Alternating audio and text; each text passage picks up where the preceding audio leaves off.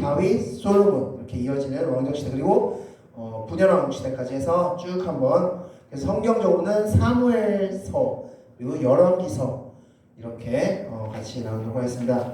자, 이제 왕정 시대라는 타이틀로서 오늘 같이 말씀을 나눌 텐데 오늘은 본격적으로 왕정 시대를 다루기에 앞서서 왕정 시대 즉 왕이 다스리는 나라가 될 수밖에 없었던 이유를 오늘과 다음 주 2주에 걸쳐서 말씀을 나누도록 하겠습니다. 그래서 오늘은 첫 번째 그 왕정 시대 직전 시대에 있던 사사 시대에 왜 사사 시대에서 왕정 시대 넘어오면서 왜 왕이 다스리는 나라가 될 수밖에 없었는지에 대한 분석을 오늘과 다음 주 2주에 걸쳐서 하도록 하겠습니다. 오늘은 사사 시대가 올 수밖에 없었던 이유를 말씀드리겠습니다. 사사 시대라는 그 시대가 올 수밖에 없었던 그 전 상황은 어떤 상황이었는지를 같이 말씀을 통해서 보겠습니다. 오늘은 그래서 여호수아서를 기본으로서 오늘 말씀을 드린다는 점 말씀드리겠습니다. 사사 시대는 사사기를 말씀하고 있습니다. 사사기에 에서 사사 시대를 다루고 있는데 이 사사기에서 가장 유명한 구절을 찾는다면 바로 이 말씀이 아닐까 싶습니다. 자, 가장 유명한 말씀.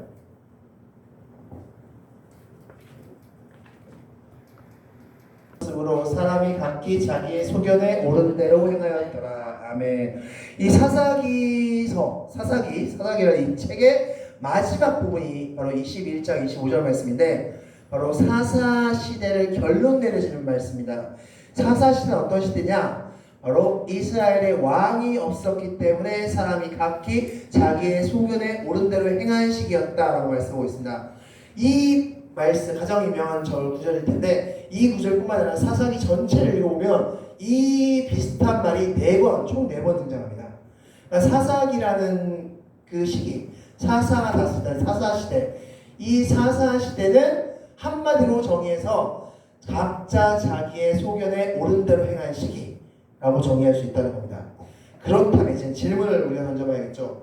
왜 사사시대는 자기 소견에 옳은 대로 행하였을까? 이 질문을 답하기 위해서 그 앞 시대 여호수아 시대로부터 우리가 출발해 보도록 하겠습니다. 여호수아 시대의 말씀, 즉 여호수아서의 기본적인 말씀들 4가지 틀을 가져와서 우리 사사 시대가 왜 자기 소견에 옳은 대로 행하는 시대가 되었을까에 대해서 말씀드리도록 하겠습니다. 첫 번째 다 같이 해봅시다. 요단강의 언약 배반. 네, 요단강의 언약 배반 시기가 나옵니다. 자, 말씀 좀 보겠습니다. 여호수아서 1장 7절 말씀 다 같이 읽겠습니다. 시작. 오직 강하고 극히 담대하여 나의 종 모세가 내게 명령한 그 율법을 다 지켜 행하고 좌로나 우나 치지 말라. 그리하면 어디로 가든지 형통하리라. 아멘. 8절 말씀 시작. 이 율법책을 내 입에서 떠나지 말게 하며 주야로 그것을 묵상하여 그 안에 기록된 대로 다 지켜 행하라. 그리하면 내 길이 평탄하게 될 것이며 형통하리라. 아멘. 자, 이 말씀은 이제 여호수아 무리들 이스라엘 이제 모세의 뒤를 이어서 리더가 된 여호수아가 이제 요단강이 이렇게 흐르고 있습니다. 요단강 사해가 있고 이 요단강 인근에서 지금 이 무리를 지어서 기다리고 있습니다. 자, 여기에는 무엇이 있었습니까? 여리고성이 있고 아이성이 있는 거죠. 자, 이렇게 요단강을 건너기 직전의 상황 가운데 놓여 있는 겁니다. 이때 하나님께서 여호수아에게 말씀하신 게 바로 1절부터 8절 말씀입니다. 그래서 그렇다면 이 1절부터 8절 말씀의 요약은 즉 하나님은 지금 여호수아에게 무슨 말씀, 즉 여호수아와 이스라엘 백성들이 무슨 말씀을 하고 싶은 겁니까? 즉 율법을 지켜 행하라. 율법을 지켜 행하라 라고 말씀하고 싶으신 겁니다. 자, 그렇다면 하나님께서 왜 율법을 지켜 행하라고 말씀하셨습니까? 그러면 너희가 형통하게 될 것이다 라고 말씀하신 겁니다. 자, 그런데 이 말씀은 그냥 하신 것이 아니라 어떤 근거를 가지고 하신 말씀이다 라는 것입니다. 어떤 근거냐? 바로 모세 시대부터 거슬러 올라갑니다. 창세기 24장 8절 말씀 다 같이 읽겠습니다. 시작. 모세가 그 피를 가지고 백성에게 뿌리며 이르되 이는 여호와께서 이 모든 말씀에 대하여 너희와 세운 언약이니라. 아멘. 자, 이 말씀 어떤 말씀이냐? 배경을 살펴보면 하나님께서 율법을 말씀해 주셨습니다. 죄송합니다. 창세기 아니라 출애굽기입니다. 죄송합니다. 출애굽기 24장 말씀인데, 출애굽기 24장이 어떤 배경입니까? 우리 출애굽기 20장이 어떤 시작입니까? 바로 시내산, 시내산에 딱 도착했던 바로 그 장면이죠. 그때부터 이어질 말씀인데, 이제 그때부터 하나님께서는 40일 동안 모세를 부르십니다. 모세를 불러서 40일 동안 율법을 가르치십니다. 이제 내가 너희를 백성으로 삼을 텐데, 너희가 내 백성이 되려면 이런 율법을 지켜야 돼. 613가지 율법을 지켜야 돼. 라면서 613가지 율법을 모세에게 들려줍니다. 40일간. 그리고 나서 모세가 다시 이스라엘 백성이 있는 곳으로 내려옵니다. 내려와서 모세가 그 하나님께서 말씀하신 613가지 율법을 다 읊어줍니다. 자, 첫 번째는 이거야, 두 번째는 이거야, 세 번째는 이거야, 613번째는 이거야 라면서 쫙 들려준 다음에 모세가 이스라엘 백성들에게 질문합니다. 너희들 하나님께서 말씀해 주신 율법 지키는 백성이 될래 말래? 만약 너희가 하나님의 백성이 된다면 하나님은 너희를 가나안 땅에 입성할 때까지 지켜줄 것이고 그 가나안 땅에서도 승리케 해주실 거야. 함 너희들 할래 말래? 라고 질문합니다.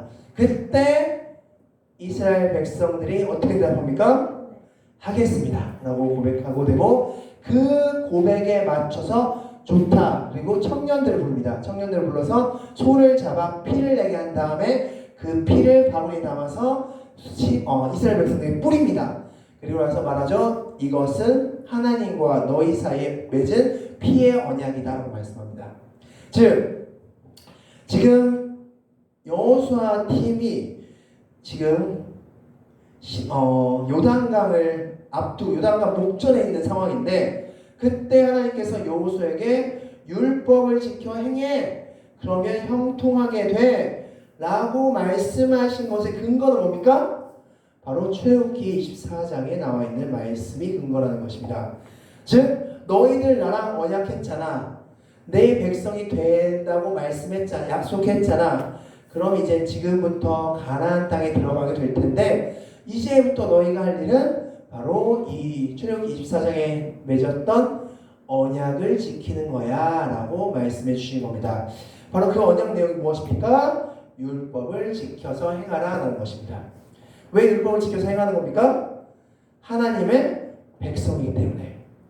마치 우리가 한국에 살면은 한국 법을 따르듯이 지금 이스라엘 백성들은 하나님의 백성이 된 사람들입니다. 하나님의 나라의 백성이 된 사람들이기 때문에 한국법, 즉 하나님의 법인 율법을 지켜서 행해야 된다는 것입니다.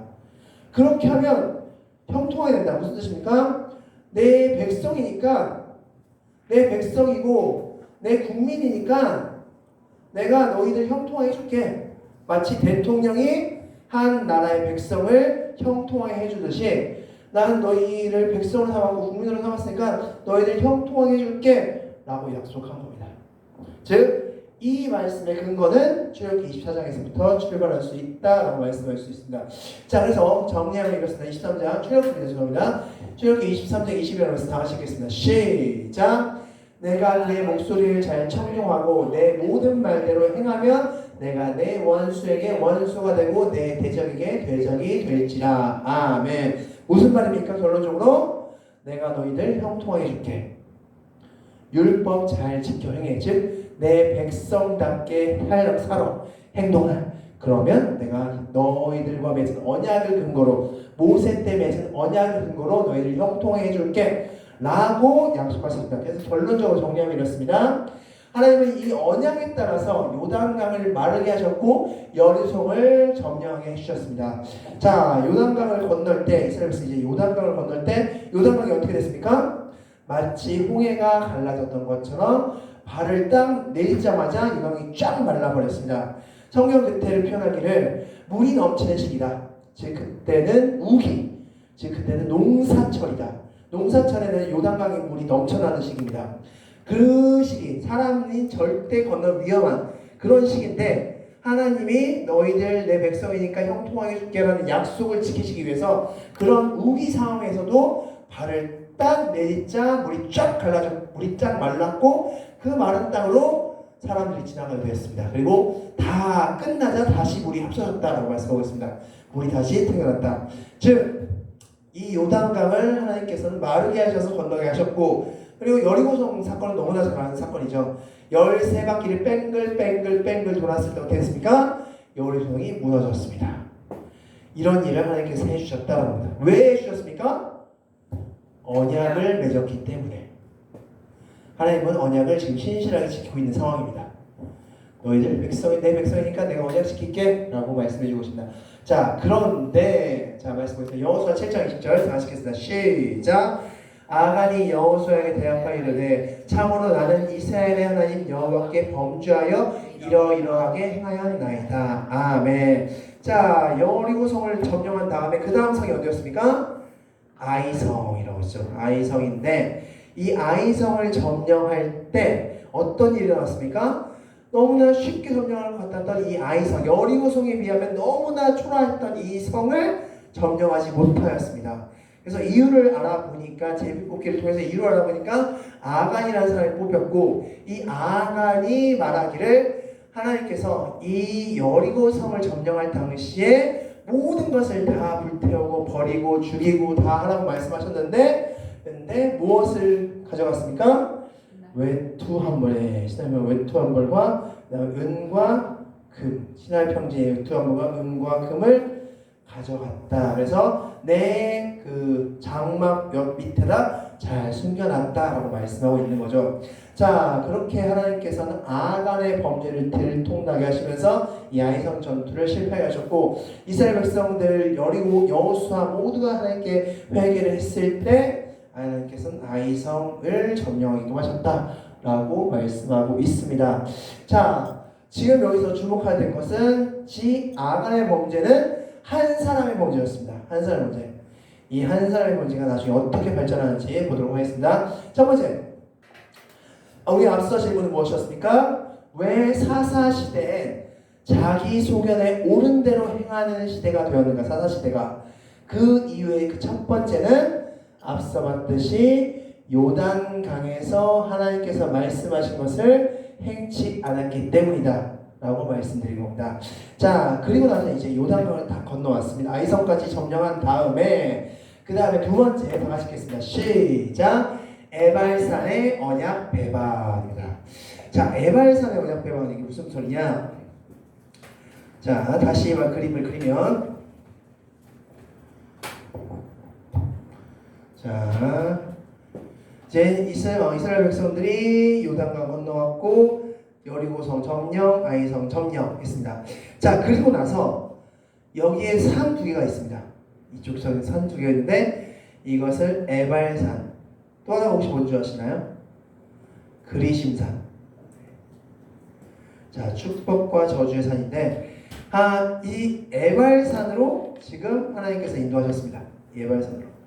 에발산으로 하나님께서 인도하신 다음에 이 에발산에서 무엇을 하게끔 하셨는지 제 말씀을 통해서 보겠습니다. 자, 30절 말씀 다 같이 읽겠습니다. 시작. 그때 여호수아가 이스라엘 하나님 여호와를 인하여 에발산에 한 제단을 쌓았으니 아멘. 이 에발산에서 무엇을 했다? 제단을 쌓았다라고 말씀하고 있습니다. 자, 하나님께서는 제단 즉 예배드리는 공간을 만든 겁니다. 하나님께 예배드릴 수 있는 공간을 만든 다음에 제단을 쌓아 제사를 드릴 수 있는 공간을 만든 다음에 32절 말씀 다 같이 읽겠습니다. 시작. 여호수아 거기서 모세가 기록한 율법을 이스라엘 자손의 목전에서 그 돌에 기록하매 아멘. 마치 모세가 십계명을 돌판에 새겼던 것처럼 지금 돌판을 준비해서 613가지 율법을 막 새긴 겁니다. 막 이렇게 새겼습니다. 자 새기고 그리고 나서 어떻게 했냐? 35절 말씀 다 같이 읽겠습니다. 시작. 모세가 명령한 것은 여호수아가 이스라엘 온 회중과 여자들과 아이와 그들 중에 동행하는 거류민들 앞에서 낭독하지 아니한 말이 하나도 없었더라. 아멘. 이 613가지 율법을 여호수아가 낭독해 준 겁니다. 자 여호수아가 낭독해 줬습니다. 그래서 자 제1광, 제2항, 제2항, 613번째 항에서 쫙 하나도 빠짐없이 다 낭독해 주었다라고 말씀하고 있는 겁니다. 자 그렇다면 하나님께서는 왜 이런 일을 하게 하셨을까가 우리 질문이겠죠. 그 전에 이런 질문과 이제 일막상 통하는 질문입니다. 질문입니다. 에발산은 어느 지역에 있는 산일까요? 자, 에발산은 어느 지역에 있는 산일까? 자, 말씀을 통해서 확인하겠습니다. 자, 창세기 12장 16절 말씀 다 같이 읽겠습니다. 시작! 아브라함이 그 땅을 지나 세겜 땅 모래 상수리 나무에 이르니 그 땅에 가나안 사람이 그 땅에 거주하였더라. 아멘. 어디 지명이 나옵니까? 지명 이름이 세겜. 세겜이라는 지역이 나오죠. 이 에발산은 세겜이라는 지역이 있습니다. 세겜이라는 지역에 있는 산이 에발산입니다. 자, 그런데 이 세겜에서 아브라함이 이 세겜 땅에 이른 의미는 굉장히 중요한 의미를 담고 있습니다. 창세기 12장 말씀. 창세기 12장은 어떤 말씀입니까? 우리 성경에서 창세기 12장. 굉장히 중요한 포인트죠. 바로 갈대아 우르에서 살던 그 우상을 만드는 직업을 가졌던 아브라함을 하나님께서 부르시면서 내가 내게 지시할 땅으로 가라. 너를 축복한 자에게 내가 축복을 내리고 너를 저주한 자에게 내가 저주를 내리겠다. 땅의 모든 족속이 너로 인하여 복을 얻을 것이니라 라는 언약을 말씀하셨고, 그 언약을 받들어 아브라함이 어디까지 갔다? 세겜 땅까지 갔다라고 말씀하고 있는 겁니다. 자, 이 세겜 땅에 아브라함이 도착해서 그리고 나서 한 일, 그 다음 절인데 어떤 일이냐면 바로 제단을 쌓는 일이었습니다. 자, 이 제단의 의미는 그럼 무엇이냐? 바로 하나님과 언약을 재확인하는 작업입니다. 즉, 하나님께서 이 세겜 땅에 아브라함을 부르신 이유는 너와 내가 맺은 그 언약을 다시 한번 확인시켜 주겠다. 다시 한번 각인시켜 주겠다 라는 의미에서 제단을 쌓게 하시고 이 세겜 땅에서 언약을 재확인시켜 주셨습니다. 자, 또 하나의 말씀이 있습니다. 창세기 33장 18절 말씀 다 같이 읽겠습니다. 시작! 야곱이 밧단 아람에서부터 평안히 가나안 땅 세겜 성읍에 이르러 그 성읍 앞에 장막을 치고. 아멘. 자, 어디에 장막을 쳤다고 말씀하고 있습니까? 세겜 땅. 지금 이스라엘 백성들이 있는 이 에발산이 위치한 지역이 바로 세겜인데, 이 세겜 땅에 야곱이 장막을 쳤다라고 말씀하는데, 자, 이 야곱이 있는 이 장소는 어떻게 해서 오게 된 걸까요? 이 창세기 33장 어떤 내용입니까? 바로 형 에서의 축복권을 받고 싶어서 그 형 분장을 하고 아버지를 속이고 있다가 그것이 들통나서 삼촌 라반의 집에서 20년 동안 살게 됩니다. 20년 동안 산 다음에 다시 돌아와서 누구를 만납니까? 자신의 형성 에서를 만나서 부둥켜 안고 용서를 받은 후에 에서는 세일 땅으로 넘어가고 야곱은 어디로 갔냐? 바로 세겜으로 넘어갔습니다. 이 세겜으로 가기 직전, 즉 에서를 만나기 직전에 무슨 일이 있었습니까? 가장 좀 유명한 사건이죠. 바로 무슨 베개? 돌베개. 돌베개 메고 잠을 자는 사건이죠. 그때 사닥다리가 오르락내리락 했고 천사가 오르락내리락 하면서 하나님께서 어떻게 하셨습니까? 너와 함께 하겠다 라고 약속하셨죠. 너와 함께, 너를 인도하겠다, 너와 함께 하겠다 라고 약속하시고, 그리고 나서 에서를 만났고, 그리고 야곱이 세겜 땅에 도착해서 그럼 한 일이 무엇일까요? 야곱이 바로 제단을 쌓았습니다. 자, 즉 세겜 땅에서 제단을 쌓는다는 의미는 어떤 뜻입니다? 하나님과의, 즉 야곱은 지금 돌베개 베고 잤을 때 맺었던 언약, 그리고 바로 누구죠? 아브라함은 갈대아 우르에서 출발해서 바로 세겜에서 제단을 쌓았던 의미. 그 두 의미는 모두 다 언약을 재확인하는 의미다. 즉 갈대아 우르에서 하나님께서 하셨던 약속, 그리고 돌베개에서 하셨던 약속, 그 약속을 다시 확인하는, 재확인하는 장소가 어디였다? 세겜이었다. 그 세겜에서 제단을 쌓음으로써 언약을 재확인하는 것이다 라고 말씀할 수 있습니다. 그렇다면 이제 다시 정리해서, 지금 이스라엘 백성들이 어디 있다고 말씀드렸습니까? 자, 요단 가운데서 에발산이라는 곳에 있다고 말씀드렸죠. 이 에발산은 어디에 위치한 산이다? 세겜이라는 지역에 위치한 산이다 라고 말씀드리고 있습니다. 그럼 지금 에발산에서 이스라엘 백성들이 무엇을 했다고 말씀하셨습니까? 여호수아가 바로 제단을 쌓았다. 이 말인 즉슨 지금 하나님께서는 이 에발산까지 와서 제단을 쌓으라는, 그리고 율법을 돌에 새겨서 1항부터 613가지 항까지 다 읽어주신 그 이유는 무엇입니까? 바로 너희들 나랑 언약한 거 잊지 않았지? 라는 의미인 것입니다. 너희들 나랑 언약한 거 잊지 않았지? 라는 것을 말씀해 주고 있는 겁니다. 즉 정리하면 이렇습니다. 세겜은 하나님이 언약을 재확인시켜주는 장소로서 하나님은 이스라엘 백성들에게 율법을 지켜야 함을 재확인시켜 주신 것입니다. 그리고 하나님은 자신이 모세 시대 때 맺었던, 출애굽기 24장에 맺었던 그 언약을 기억하셔서 어떻게 하셨냐? 이 언약에 따라 하나님은 이스라엘 모든 전쟁에서 승리하게 하셨습니다. 이스라엘이 가나안에 입성한 후에 행했던 모든 전쟁에서 다 승리하게 하셨습니다. 첫 번째 여리고 전쟁부터 시작해서 모든 전쟁, 아이사오 전쟁, 그 죄악된 이유로 인한 전쟁 패배를 제외하고는 모든 전쟁에서 다 승리하게 하셨습니다. 그런데 어떻게 했습니까? 이스라엘 백성들이, 자 16장 10절 말씀 다 같이 읽겠습니다. 시작. 그들이 게셀에 거주하는 가나안 족속을 쫓아내지 아니하였으므로 가나안 족속이 오늘까지 에브라임 가운데 거주하며 노역하는 종이 되니라. 아멘. 자, 이게 무슨 말씀이냐? 하나님은 이렇게 말씀하신 겁니다. 너희들 내 언약을 지키고 내 백성을 되려면 한 가지 좀 해야 될 것이 있다. 무엇이냐? 이 이방 민족을 다 내쫓아라. 이 가나안 땅에서 다 내쫓아 라고 말씀하셨습니다.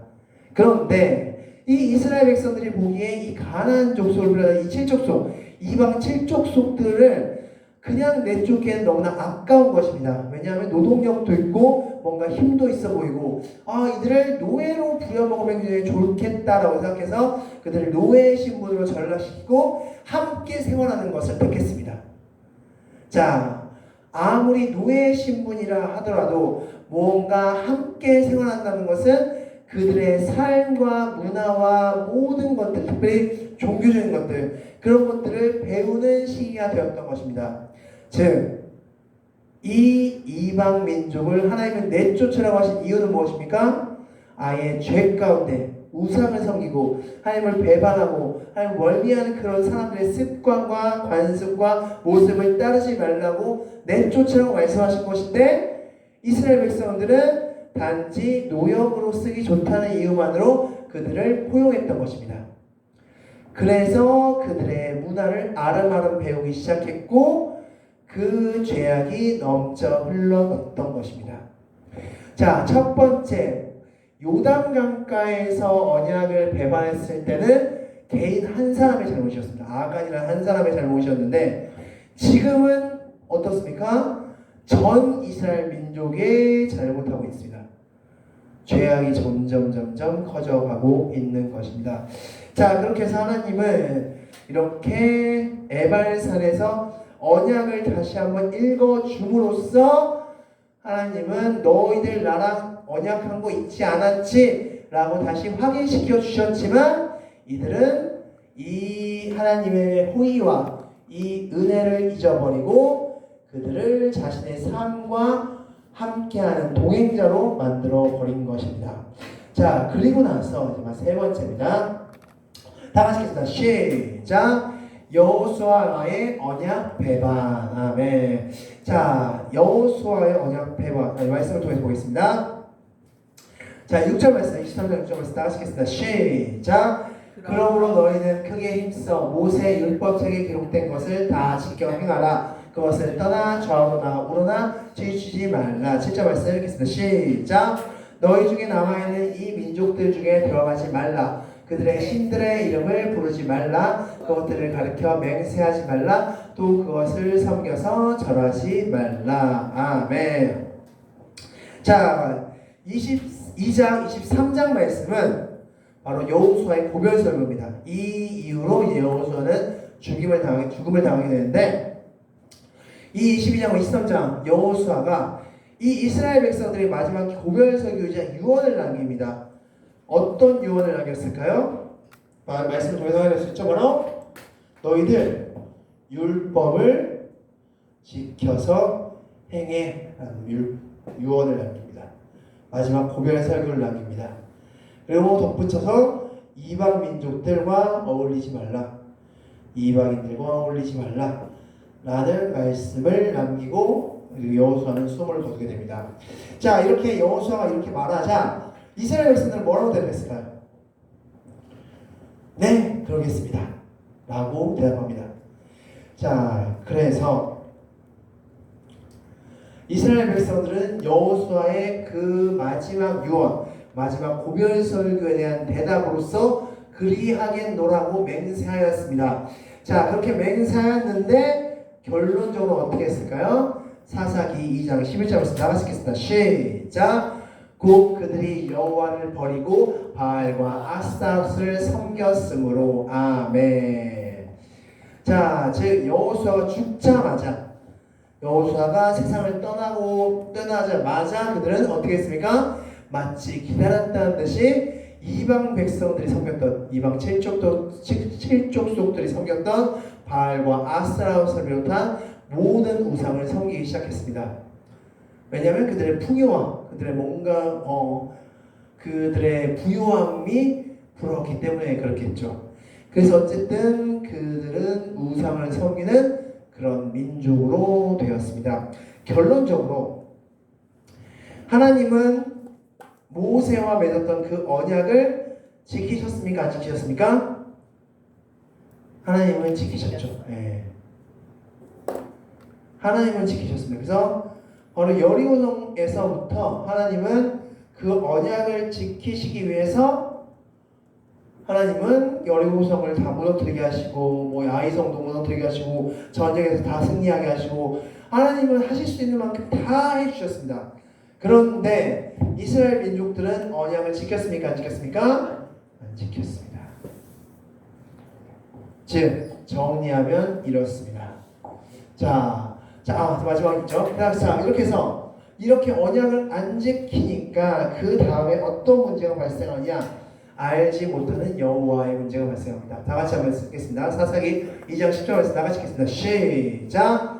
그 세대의 사람도 다 그 조상에게로 돌아갔고 다른 세대는 여호와를 알지 못하며 이스라엘 위하여 행하신 일도 알지 못하였더라. 아멘. 자, 이렇게 출애굽 2세대들이 언약을 안 지키는 삶을 살다 보니까 그 후손인 출애굽 3세대들이라고 부를 수 있는 이 출애굽 3세대 다음 세대들도 그 언약을 지키는 삶을 살지 못한 것입니다. 가르쳐주는 사람 자체가 없었기 때문에. 즉 이렇게 정리할 수 있습니다. 자, 그래서 결론적으로 이렇게 사사기 21장 25절 다 같이 읽겠습니다. 시작. 그때 이스라엘에 왕이 없었으므로 사람이 각기 자기의 소견에 옳은 대로 행하였더라 라는 삶의 결론이 나오게 된 겁니다. 그래서 이렇게 정리할 수 있죠. 다 같이 읽겠습니다. 시작. 이들은 율법을 따르지도 아니하였고 율법을 가르치지도 아니하였다. 그래서 다음 세대는 자기 소견에 옳은 대로 행하였다. 아멘. 즉 하나님은 신의 요단강에서부터 그리고 하나님은 세겜 땅에서부터 에발산에서부터 또한 마지막 여호수아의 마지막 고별 설교에서까지 계속해서 너희들 내 백성이니까 내 백성대로 언약을 지켜 행해 라는 말씀을 꾸준히 여호수아서 전체에 걸쳐서 말씀하셨는데 이스라엘 백성들은 알겠습니다, 하겠습니다 라고 대답은 하였지만 단 한 번도 그들은 율법을 따르는 생활, 하나님의 백성다운 생활을 하지 아니했고 그렇게 하지 않은 채 죽어갔고 그들의 후손은 자신들의 부모님에게서 그러한 이야기를 들어본 적도 없고 하나님의 백성이니까 율법 지켜야 돼, 하나님은 이런 일을 하셨어 보니까 우리가 섬겨야 돼, 믿어야 돼 라는 식의 이야기를 들어본 적이 없었기 때문에 그들은 자기의 소견에 옳은 대로 행할 수밖에 없었다 라고 정리할 수 있는 겁니다. 그리고 와서 다가온 시대가 바로 사사시대였습니다. 자, 즉 사사시대는 이러한 배경에서 시작한 시대입니다. 이러한 여호수아 시대에서의 그런 율법을 지키지 않은 백성으로서 살지 못했던 사람들의 삶, 그리고 다음 세대, 이런 배경에서부터 시작한 시대가 사사시대다라는 것을 기억하시기 바라겠습니다. 우리 다음 주에는 사사시대 때는 정말 어떻게 사람들이 살았는가에 대해서 같이 말씀을 통해서 보도록 하겠습니다. 자, 이제 주보와 화면을 통해서 같이 문제 나누도록 하겠습니다. 첫 번째, 사사시대는 사람들이 자기 소견에 옳은 대로 행했습니까? 네. 네. 자, 굉장히 사사기에서 가장 핵심되는 말씀이라고 말씀드렸습니다. 자, 모세 시대 하나님과의 피의 언약을 했습니까? 네. 네, 피를 뿌리면서 출애굽기 24장 피의 언약을 했다라고 말씀하고 있습니다. 요단강가에서 하나님이 요구하신 것은 무엇입니까? 바로 언약. 율법 지켜 행하라. 율법을 지켜 행하라. 하나님은 딱 이 말씀 하나 하셨습니다. 왜냐하면 너희는 나의 백성이니까. 백성이라면 율법 지키는 것, 즉 대한민국 국민이라면 한국법 지키는 게 당연하듯이 하나님 백성이면 율법 지키는 게 당연하지 않겠니? 율법 지켜서 행해! 라고 요구하신 겁니다. 에발산이 어느 지역에 있는 산이었습니까? 바로 세켐 지역에 있는 산이었습니다. 자, 세겜 지역의 특징이 무엇이었습니까? 세겜 지역에 왔던 수많은 사람들은 언약을 재확인했습니다. 그래서 아브라함도 그랬고 그리고 야곱도 그랬고 지금 이스라엘 백성도 그렇고, 즉 세겜 지역은 하나님이 언약을 재확인시켜주는 장소라고 생각하시면 될 것 같습니다. 그래서 다시 한번 하나님의 백성임을, 하나님과 언약 맺었음을 다시 한번 확인시켜주는 작업을 했습니다. 여호수아가 마지막으로 요구한 것은 무엇이었습니까? 바로 역시 율법을 지켜 행하라. 마지막 유언의 메시지, 마지막 고별설교 메시지는 딱 하나였습니다. 율법을 지켜 행하라 라고 말씀하셨습니다. 그리고 덧붙여서 이방 민족들 쫓아내 라고 유언했던 것이죠. 그러나 네 라고 대답했는데 그 대답을 지키진 않았다라고 말씀하고 있습니다. 다음 세대 사람들은 하나님을 알았습니까? 아니요. 알지 못했습니다. 왜냐하면 전해주는 사람 자체가 없었기 때문에. 전해주는 사람이 없는데 그것을 지킬 리는 없습니다. 그래서 그 믿음의 신앙의 전수가 전혀 되지 않았기 때문에 그들은 자기 소견에 옳은 대로 행할 수밖에 없었다라고 말씀했습니다. 다음 주에는 사사시대 두 번째 이야기 같이 말씀을 통해서 보도록 하겠습니다. 정리하고 마치겠습니다. 다 같이 읽겠습니다. 시작. 하나님은 백성들과 하나님은 백성들과 한 언약을 지키셨지만 이스라엘 백성들은 지키지 않았고 그 이후 그들은 자기 소견에 옳은 대로 행하였다. 아멘. 기도하겠습니다.